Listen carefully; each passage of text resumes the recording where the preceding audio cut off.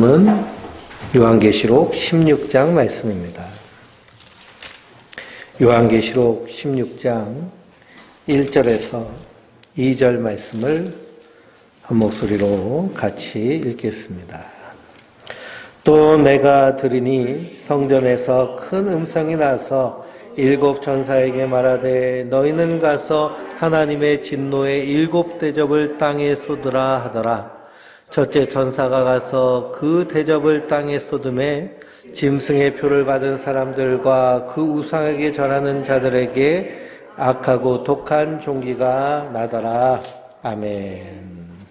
하나님께서 주신 은혜와 평강이 성도님들 위에 늘 충만하시기를 주님의 이름으로 축원드립니다.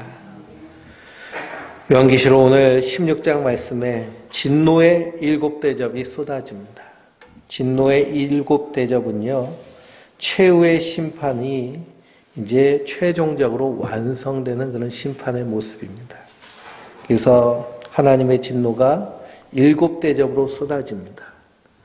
여섯 번째 인이 쏟아진 6장 17절 읽어보면 거기에 하나님의 경고의 말씀이 있습니다. 한번 보실까요? 요한계시록 6장 17절입니다.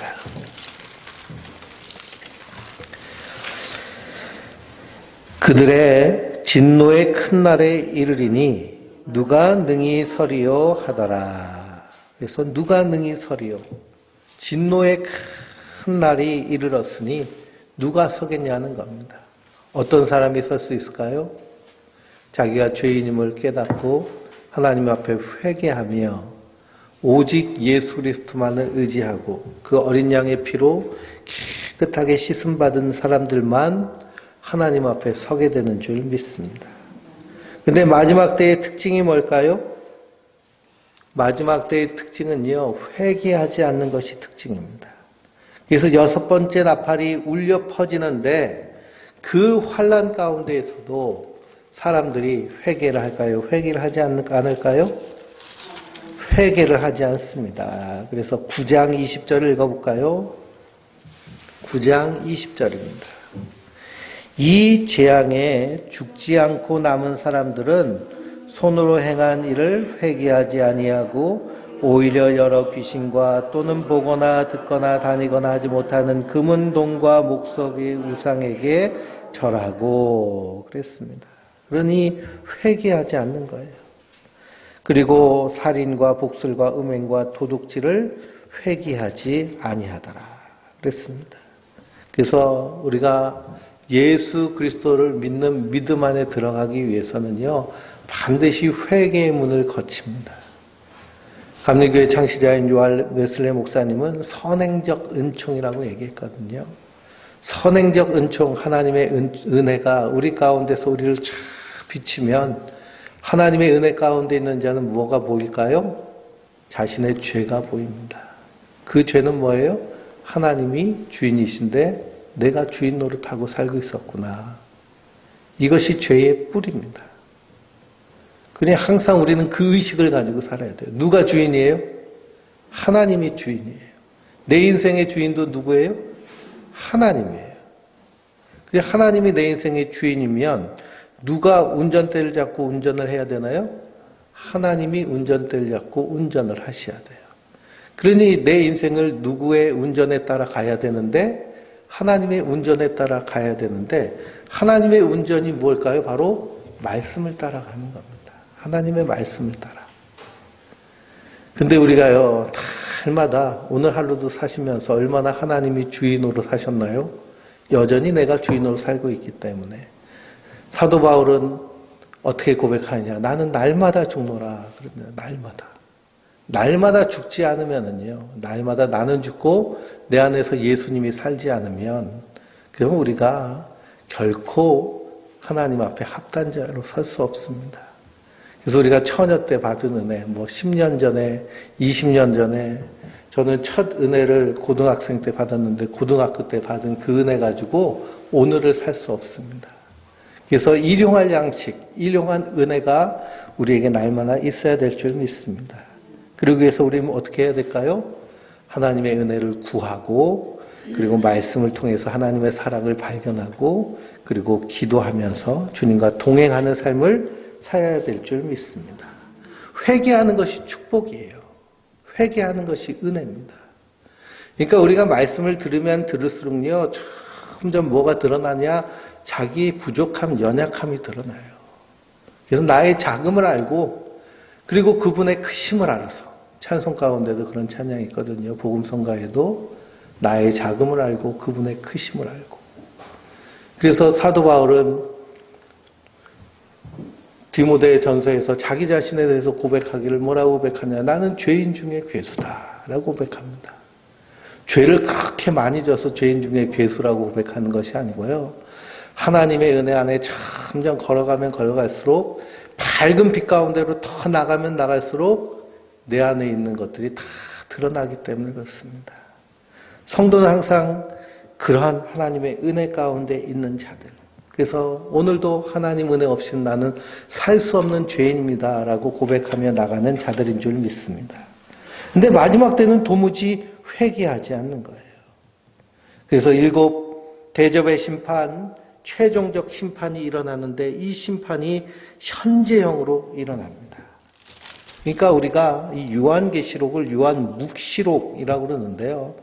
우리는 시간에 따라서 살고 있지만 묵시는 시간 뒤에서 일하시는 하나님의 일하심을 보는 겁니다.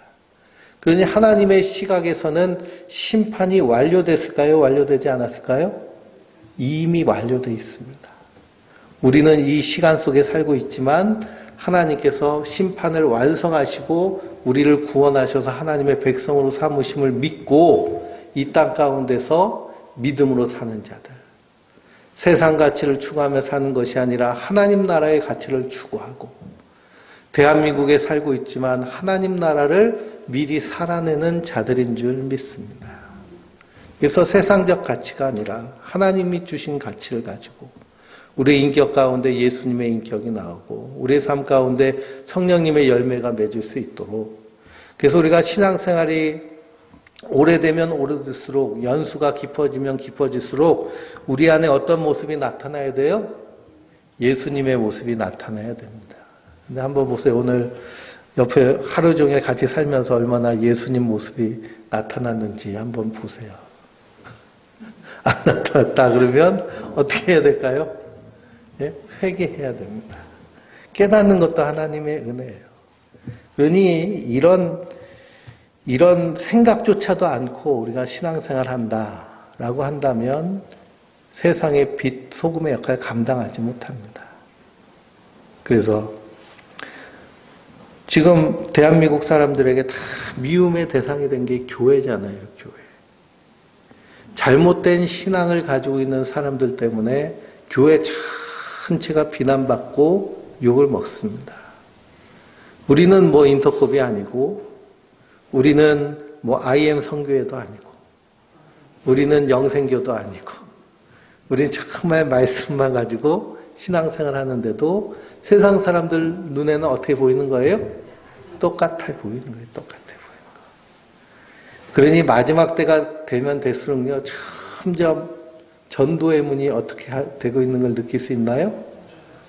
닫히고 있고 막히고 있다는 걸 느낄 수 있습니다.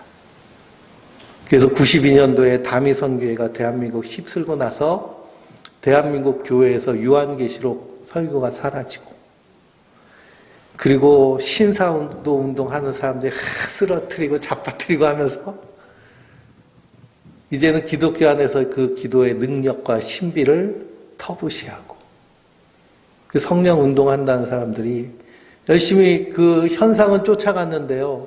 열매는 없어요. 그게 큰 문제죠. 그러니 경건의 모양은 있는데 경건의 능력은 없는 자들에게서 어떻게 하라고 그래요? 떠나가라고 그러잖아요. 떠나가라. 근데 현상만 쫓아가는 이들. 이빨에 금리빨 났고 손에 금가루 떨어지면 뭐 하겠습니까? 정말 그걸 모아가지고 뭐 불우이웃돕기라도 하면 참 하나님 살아계시다라고 할 텐데 그런 열매 없잖아요. 그러니 그것 때문에 기독교의 신비가 터부시되고 인터콥 저러면서 또 무슨 문이 또 닫히고요? 선교의 문이 닫히고 그러면서 점점 문이 닫히고 있는 시대에 우리가 살고 있습니다. 그리고 정말 어디로 가고 있다는 거예요? 마지막 때로 가고 있다는 거예요. 마지막 때. 그래서 하나님의 심판은 무엇이냐 하면 로마서 읽어보면 하나님의 심판은 뭐예요? 내버려 두심이에요. 회개하지 않는 것. 회개한다는 건 깨닫는다는 거거든요. 아, 내가 잘못하고 있구나. 잘못 가고 있구나. 그래서 하나님의 말씀은 하나님의 영으로 성령의 감동으로 되어진 것으로 교육과 책망과 바르게 함과 그러니까 우리가 말씀을 들으면서 교육받고 책망받고 의로 교육해서 바르게 회개할 수 있는 그런 길이 열리는 것인데 마지막 때는요. 하나님의 심판은 회개하지 않는 겁니다. 그러니까 회개하지 않는다는 말씀을 깨닫지 못한다는 거예요. 그리고 우리가 이 말씀을 깨달으면서 아, 내가 죄인이구나. 아직도 멀었구나. 하나님 주인인데 내가 주인 노릇하고 있구나. 라고 깨달아진다면 그게 하나님의 큰 은혜인 줄 믿습니다. 그래서 누구만 의지하게 만드시는 거예요? 하나님만, 예수님만 의지하게 만드시는 거예요. 그래서 이 진노의 7대접을 1절 뒷부분에 보니까 어디다 쏟아요? 땅에다 쏟습니다. 땅에다.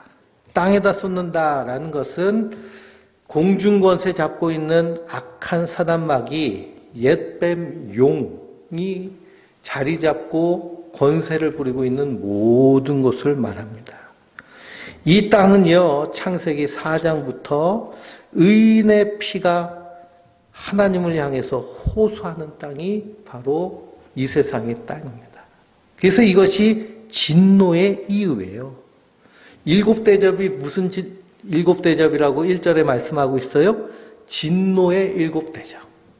하나님이 이렇게 진노하시는 이유는 무엇이냐 하면 의인의 피가 땅에서 호소하기 때문입니다. 창세기 4장에 아벨의 피의 호소로부터 그래서 가인이 아벨을 돌로 쳐서 죽이고 나서 하나님이 가인에게 말씀하시잖아요. 네 동생 아벨의 피가 땅에서 뭐 한다고요? 호소한다고.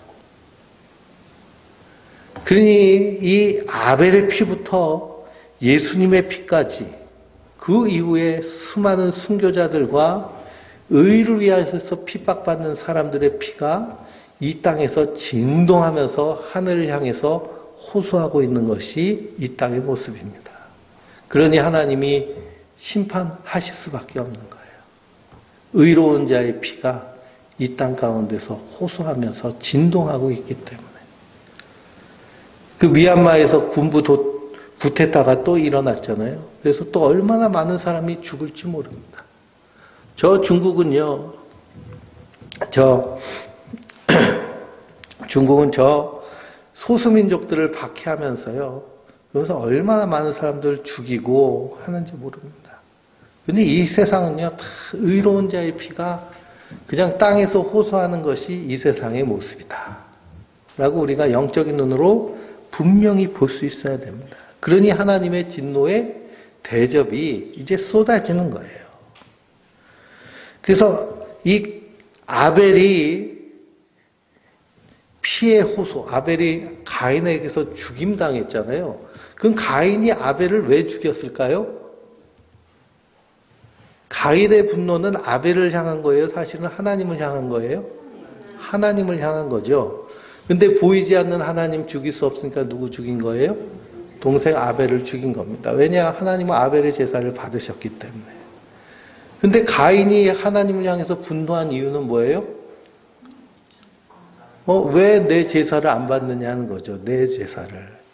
내가 정성껏 농사를 짓고 그것을 수확해가지고 하나님 앞에 드렸는데 왜 내 걸 안 받느냐는 겁니다. 하나님은 가인의 제사를 받지 않으시고 아벨의 제사를 받으셨어요.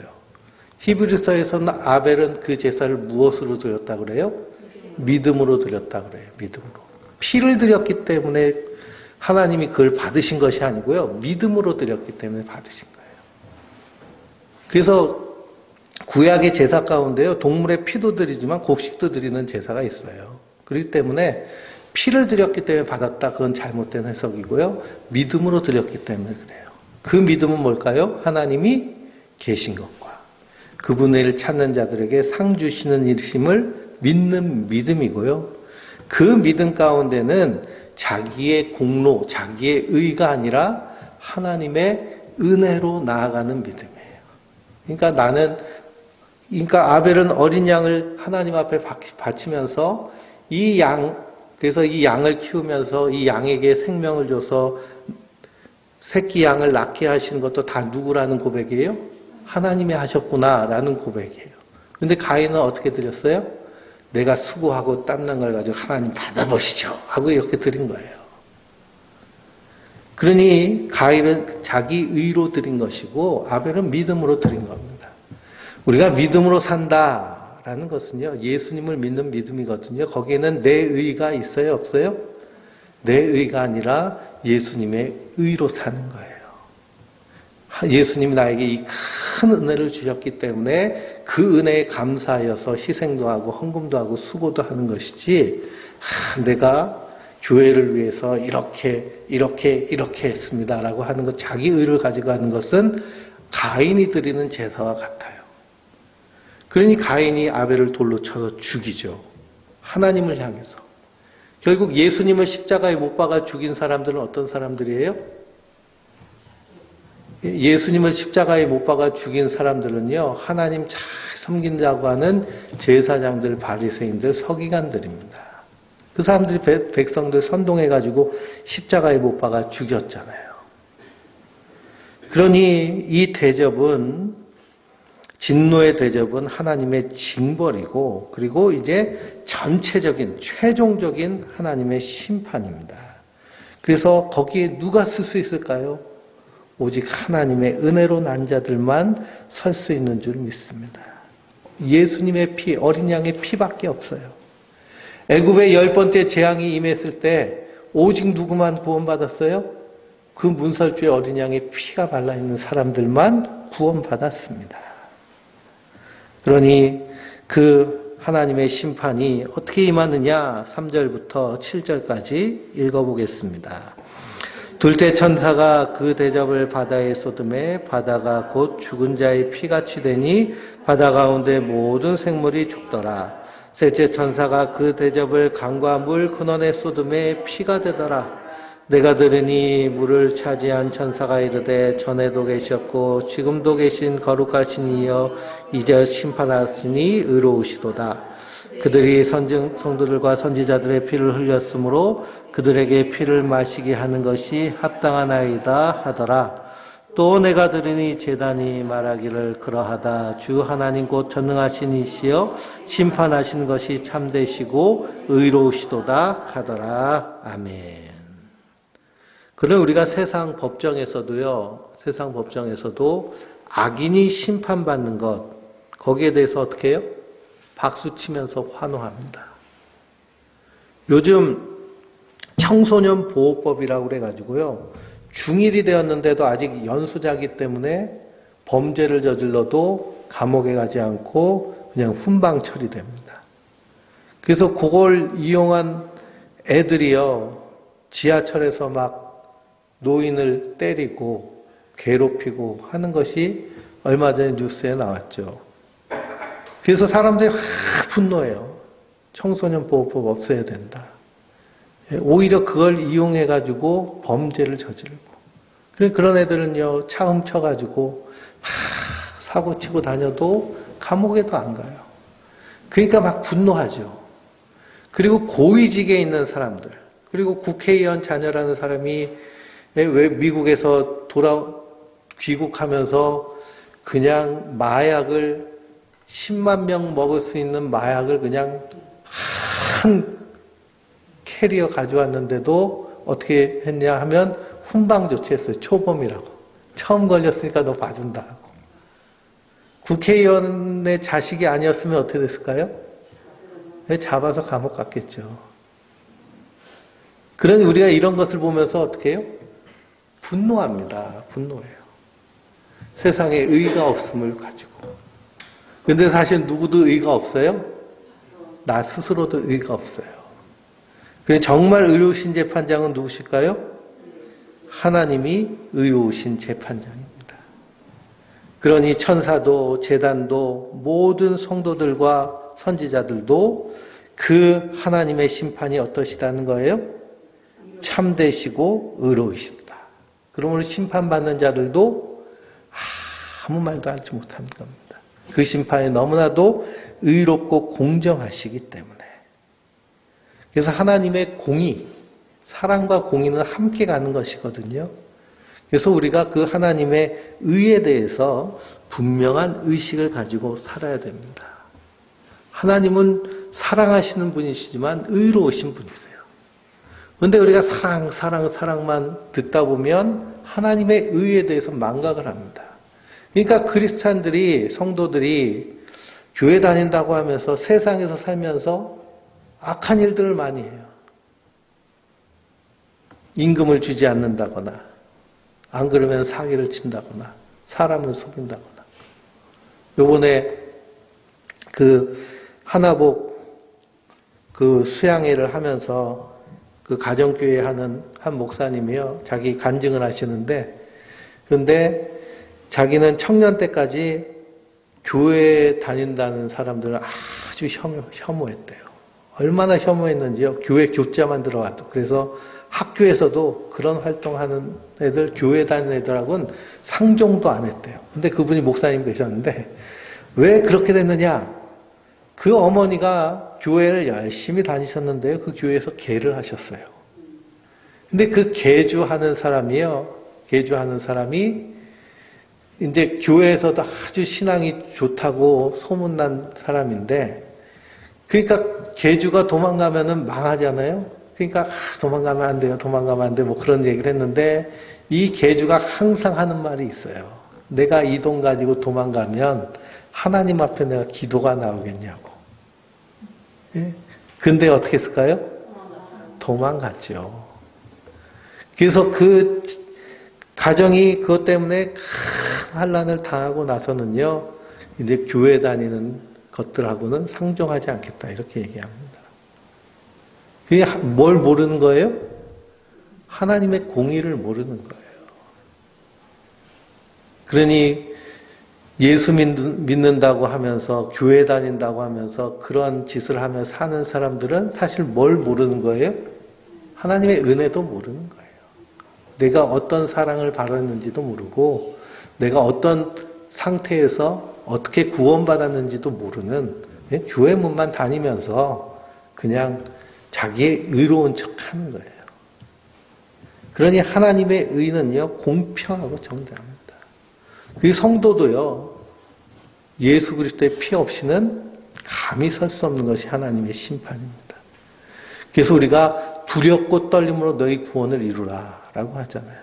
사도 바울이 내가 나를 스스로 쳐서 복종케 함은 남은 구원하고 나는 심판받을까 두려워서 그렇다.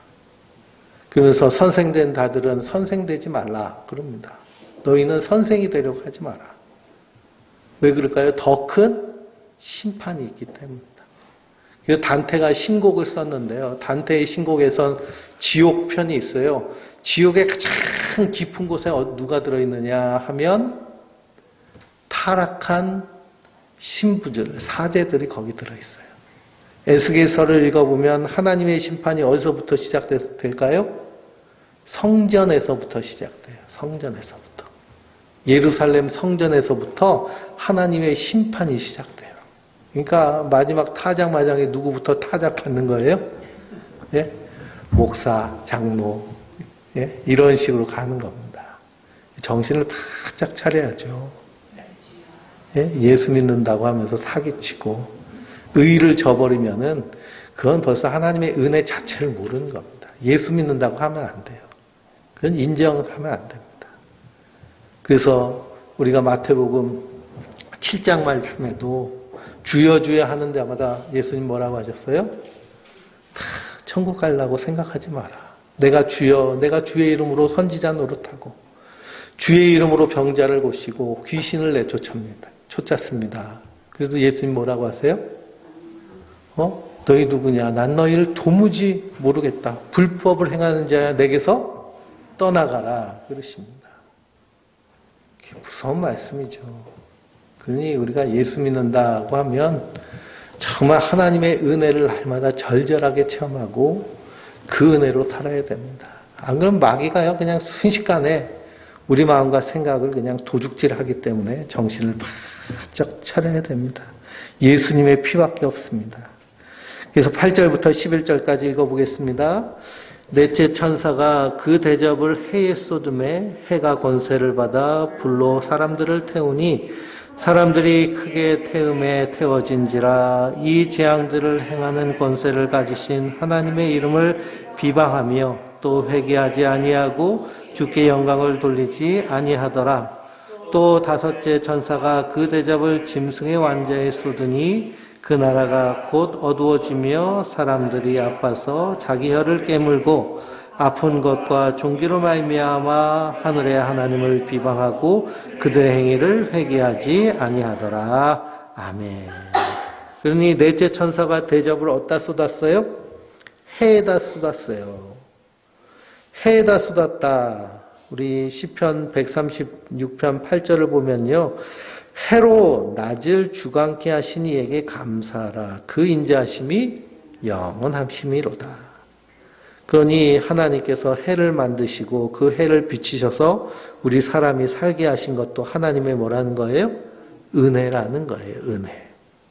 근데 거기다가 진노의 대접을 쏟으니 그 해가 사람을 태워 죽입니다.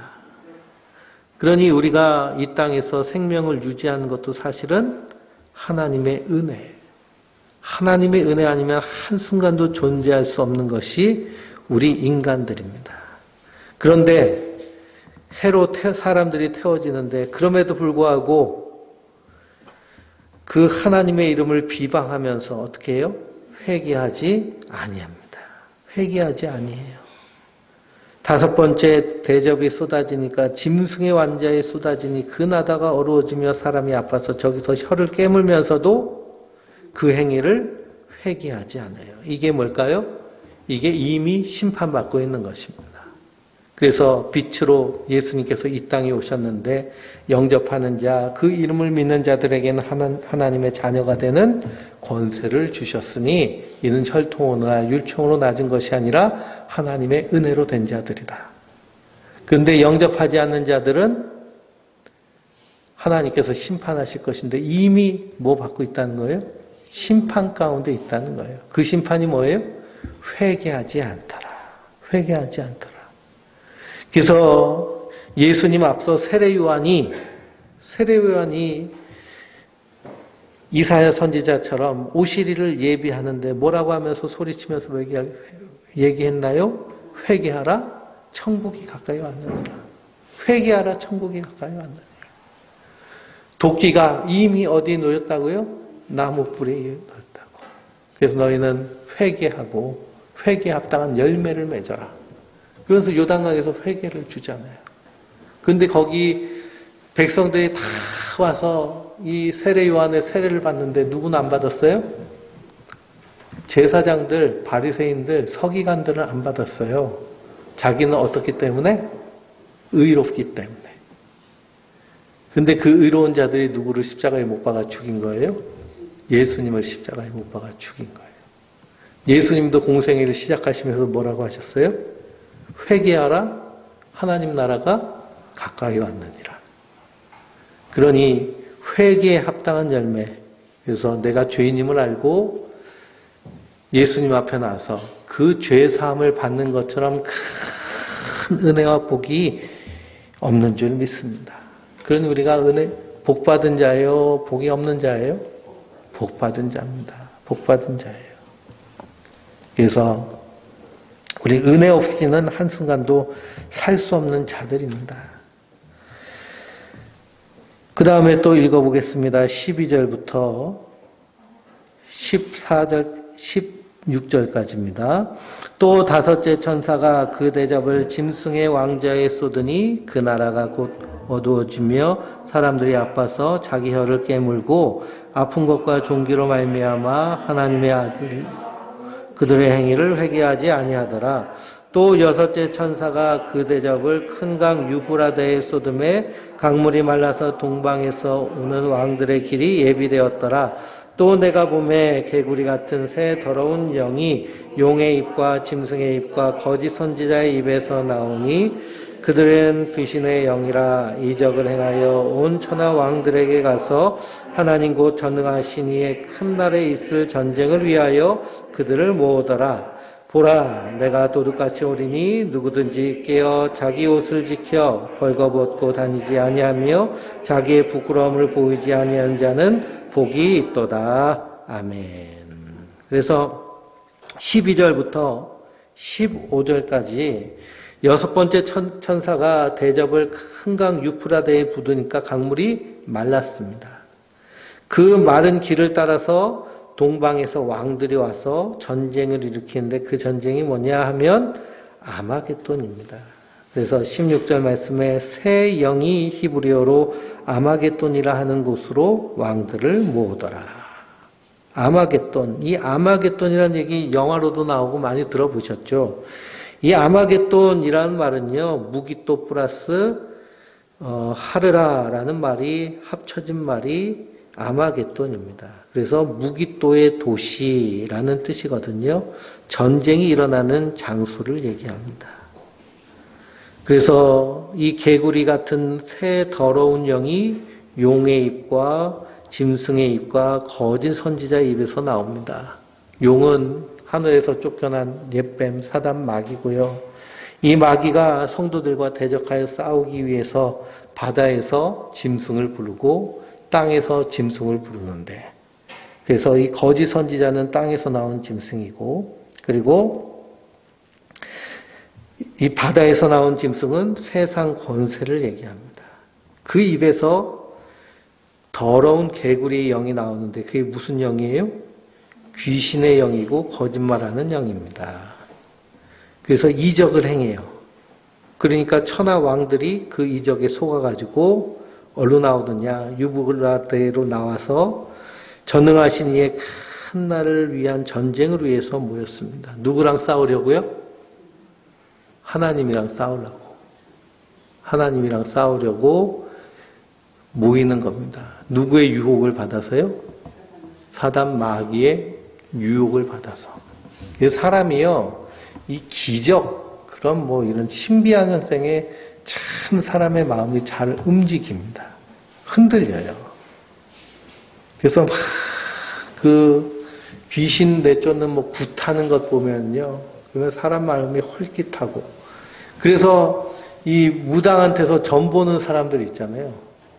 그러면 이 무당들이요, 처음부터 어떻게 오셨나요? 그렇지 않아요. 너 남편 때문에 왔구나? 뭐 그런 식으로. 그럼 대부분 문제에 있어서 무당한테 와서 점치려고 하는 사람들은 대부분 문제가 어떤 문제일까요? 예? 남편 문제 아니면 자식 문제 아니면 돈 문제입니다. 사업 문제. 그러니까 세 가지 중에 하나 딱 얘기했는데 딱 맞으면 그 다음부터 어떻게 돼요? 예? 백기 항복하고 마음 열어 다 술술 얘기하는 거예요. 그게 마귀가 얼마나 속이는지 모릅니다. 그래서 예수님을 시험한, 하나님의 아들도 시험하는 게 마귀잖아요. 뭘로 시험을 해요? 돈, 명예, 권력을 가지고 시험합니다. 근데 그게 지 거예요? 예? 높은 곳에 올라가서 이 천지를 다 너에게 주겠다고 큰 소리 치잖아요, 마귀가. 나한테 절해라. 근데 그게 다 누구 거예요? 하나님 건데 지 거인 것처럼, 예? 큰 소리 치고 얘기를 합니다. 그러니 거기에 속아가지고 이제 아마겟돈에서 하나님과 대적하려고 모입니다. 이에 대해서 시편 2편이 말씀하고 있잖아요. 어찌하여 열방이 분노하며 하나님을 대적하느냐. 하나님 어떻게 하고 계세요? 웃고 계십니다. 하나님이 불어버리면 티끌같이 사라진 존재들이 하나님을 대적하려고 하니까 그렇습니다. 그래서 이 아마겟돈에 모인 자들이 어떻게 되느냐. 17절부터 19절까지 끝까지 읽어보겠습니다. 일곱째 천사가 그 대접을 공중에 쏟음에 큰 음성이 성전에서 보좌로부터 나서 이르되 되었다 하시니 번개와 음성들과 우레소리가 있고 또 큰 지진이 있어 얼마나 큰지 사람이 땅에 있어 온 이래로 이같이 큰 지진이 없었더라. 큰 성이 세 갈래로 갈라지고 만국의 성들도 무너지니 큰 성 바벨론이 하나님 앞에 기억된 바 되어 그의 맹렬한 진노의 포도주 잔을 받음에 각 섬도 없어지고 산악도 간데 없더라. 또 무게가 1달란트나 되는 큰 우박이 하늘로부터 사람에게 내림에 사람들이 그 우박 재앙 때문에 하나님을 비방하니 그 재앙이 심히 큼이더라. 아멘. 1달란트 되는 우박은 60kg입니다. 60kg 한 근. 하늘에서 그런 게 떨어져요. 그리고 큰 성이 세 갈래로 갈라지고 진노의 포도주를 마시고 그래서 하나님의 심판 진노가 대접이 이렇게 쏟아집니다. 근데 15절 말씀에 보라 내가 도둑같이 오리니 누구든지 깨어 자기 옷을 지켜 벌거벗고 다니지 아니하며 자기의 부끄러움을 보이지 아니하는 자가 무엇이 있다고 말씀하세요? 복이 있다는 거예요. 복이 있다. 그래서 주님이 입혀주신 세마포 옷, 우리가 예수 그리스도의 피로 깨끗하게 씻은 세마포 옷을 우리에게 입혀주신 줄 믿습니다. 그럼 그거 입고 다녀야 돼요? 벗고 다녀야 돼요? 입고 다녀야죠. 입고 다녀야 됩니다. 근데 입고 다니는 사람이 많아요? 벗고 다니는 사람이 많아요? 벗고 다니는 사람이 많아요. 벗고 다닌다는 건 뭐냐? 내가 예수 그리스도의 피로 구원받았는데 그 은혜를 망각하고요. 자기 의로 행하려고 하는 자들이 벗고 다니는 겁니다. 그래서 이 하얀 세마포 옷을 입은 자들은 그 이마에 예수 그리스도의 하나님의 이름과 예수 그리스도 어린 양의 이름이 있는 자들.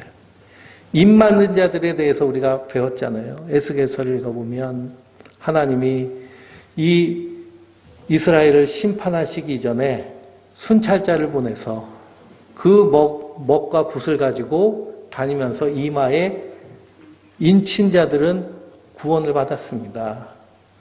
그 인침받은 사람은 어떤 사람들이에요?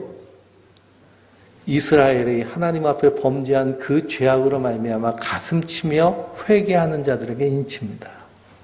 그러니까 인침을 받았다. 내 이마에 하나님 이름 없는데 예수님 없는데 어떡하지? 그러면서 여기다가 칼로 하나님, 지저스 이렇게 쓴다고 이게 인침받는 걸까요?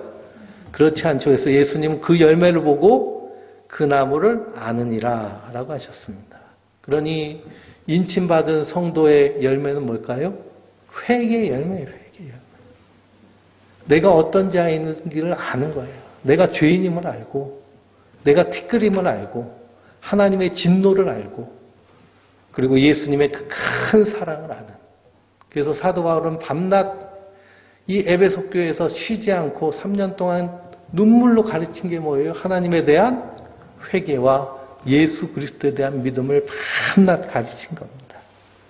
그 입맞은 사람, 그 입맞은 사람은 구원의 세마포옷을 깨끗하게 입었는데 무엇으로 씻었어요? 어린 양의 피로 씻어 깨끗하게 된 자들. 그래서 성경은 우리를 깨끗하게 씻는다는 표현을 사도 바울은 뭐라고 했느냐? 뭘로 씻어요? 말씀으로 씻어 깨끗게 하고 그랬습니다. 그리고 우리가 하나님 말씀을 들으면요, 그 영적으로는 우리가 세탁하는 시간이에요. 목욕하는 시간이고 그리고 빨래하는 시간입니다. 우리의 세마포스. 그러니 하얀 옷이면 옷일수록 더 어떻게 해야 될까요? 잘 깨끗하게 관리를 해야죠. 그래서 겨울에는 하얀 옷 잘 안 입고 다니죠. 때 묻으니까.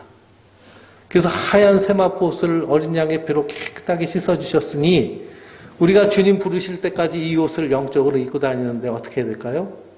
깨끗하게 씻어야 돼요. 무엇으로? 말씀으로. 말씀으로. 그래서 이렇게 세마포옷을 입은 사람은 구원의 새 노래를 부르는 자들입니다. 구원의 새 노래를 부르는 것 우리가 14장에서 말했죠. 이 사람들은 여자와 더불어 더럽히지 아니하고 4절 말씀에 순결한 자라 어린 양이 어디로 가든 인도하든지 따라가는 자며 사람 가운데서 속량을 받아 처음 익은 열매로 하나님과 어린 양에게 속한 자들이니 그 입에는 거짓말이 없고 흠이 없는 자들이로다. 그래서 이 거짓말은 뭐라고요? 하나님이 주인인데 내가 주인이라고 외치는 게 거짓말이고. 거짓말이에요. 거짓말. 그래서 거짓말이 없고라는 말은요, 예수님이 나의 죄를 위해 십자가에 달려 죽으신 것을 부인하는 것이 거짓말이에요. 예수님이 그 일을 행하셨는데 그 일을 행하지 않으셨다고 얘기하는 것이 거짓말. 이것이 바로 새 노래를 부르는 자들의 모습입니다. 성도는 이것을 분명히 알아야 돼요. 우리가 입혀주신 세마포 옷을 입고 있다. 그래서 7번째 대접을 부으시면서 보좌에서 뭐라고 하신 거예요? 다 되었다라는 겁니다. 다 되었다. 성도는 복 있는 사람입니다. 왜 그러느냐? 주님께서 입혀주신 세마포 옷을 입고 있기 때문에. 그러니까 절대로 벌거벗고 다니면 안 됩니다. 정신 바짝 차려야죠. 벌거벗고 다니면 안 돼요. 우리가 하나님의 은혜 없이는 한순간도 살 수 없는 자들인데요. 그래서 그 은혜로 주님 오실 그날까지 순결한 신부와 같이 주님 앞에 서는 하나님의 사람들 되시길 주님의 이름으로 축원드립니다. 우리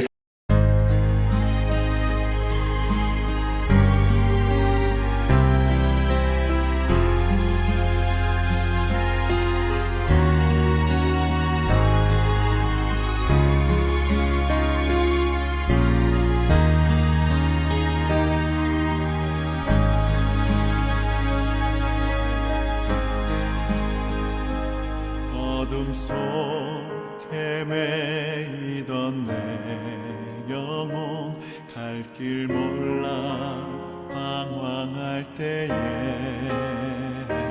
주의 십자가 영광의 그 빛이 나를 향해 비추어 주셨네. 주홍빛보다 더 붉은 내 죄 그리스도의 피로 씻기어 완전한 사랑 주님의 은혜로 새 생명